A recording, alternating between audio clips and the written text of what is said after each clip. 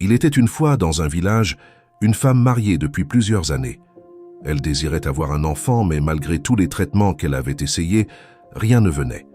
Et comme nous le savons bien chez nous en Afrique, une femme sans enfant subit souvent la pression et les paroles dures de sa belle famille. C'était un vrai calvaire pour cette dame. Chaque jour, elle vivait avec la honte et la tristesse. Un jour, l'une de ses camarades, à qui elle confiait toujours sa douleur, décida de l'aider. Elle lui dit « Ma sœur, ne t'inquiète plus, je vais te donner un produit. Mais écoute bien, tu dois l'utiliser avant de dormir. Et surtout, fais tout pour ne pas coucher avec ton mari cette nuit-là. » La femme accepta. Le soir venu, elle suivit les instructions de son amie. Elle prit le produit et s'endormit. Mais au milieu de son sommeil, il se passa une chose étrange. Son corps devint lourd comme une pierre, puis soudain léger comme une plume. Elle sentit qu'on l'arrachait à elle-même. Sans comprendre, elle quitta sa chair. En un clin d'œil, elle se retrouva au milieu d'un cercle de femmes vêtues de noir. Certaines avaient des visages qu'elle ne connaissait pas, mais d'autres lui semblaient étrangement familiers. Son cœur s'arrêta presque quand ses yeux se posèrent sur son amie, celle-là même qui lui avait donné le produit. Elle était là parmi elles, mais se tenait en retrait comme si elle voulait se faire discrète. La femme eut peur, une peur qui glaça son sang. Alors une voix forte se fit entendre. C'était la chef du groupe, assise au centre, son regard perçant comme une lame. « Toi, femme, que cherches-tu parmi nous ?» Tremblante, sans souffle, elle ne savait quoi répondre. La femme resta figée, incapable de parler. Ses yeux allaient d'un visage à l'autre. Elle revit encore son amie, immobile, les bras croisés, évitant son regard. La chef du cercle répéta, plus sévère, « Femme, nous t'avons posé une question. Que viens-tu chercher ici ?» Alors d'une voix tremblante, elle balbutia, « Je ne sais pas, je ne comprends pas. Mon ami m'a seulement donné un produit. Je l'ai utilisé avant de dormir. Et me voilà ici. Je ne sais pas comment je suis arrivée. » Un silence pesa lourdement. Puis les femmes éclatèrent de rire. La chef reprit, « Ici, tu n'es pas n'importe où.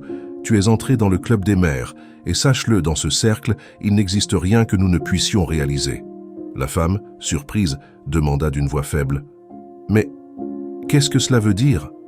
La chef la fixa droit dans les yeux, puis dit, « Ici, femme, tout désir trouve sa réponse. Alors dis-nous, toi, que veux-tu » Elle sentit un frisson parcourir tout son corps. Ses lèvres tremblaient.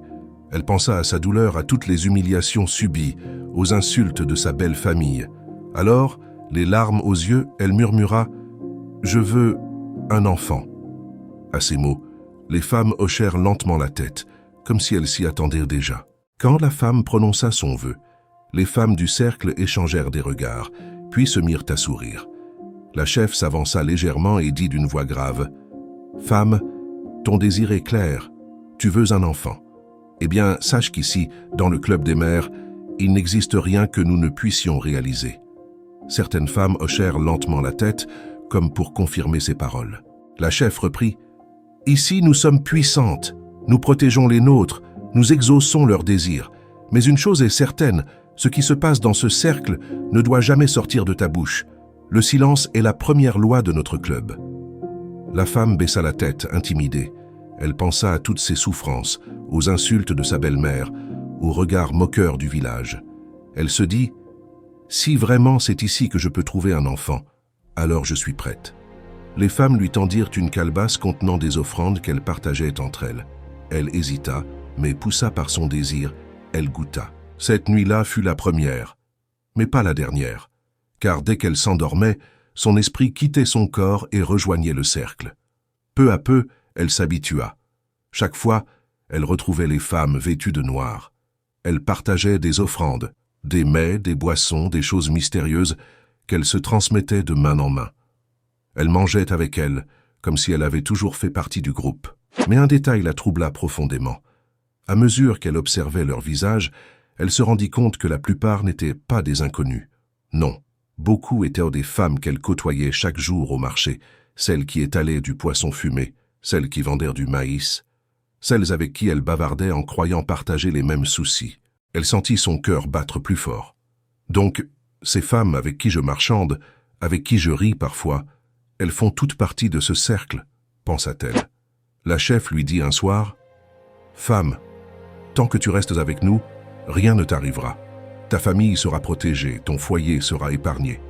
Mais retiens-le bien, notre loi est le silence. Tu ne dois jamais révéler à quiconque ce que tu vois ici. » Ces paroles la rassurèrent. Elle se dit en elle-même, « Je ne fais de mal à personne.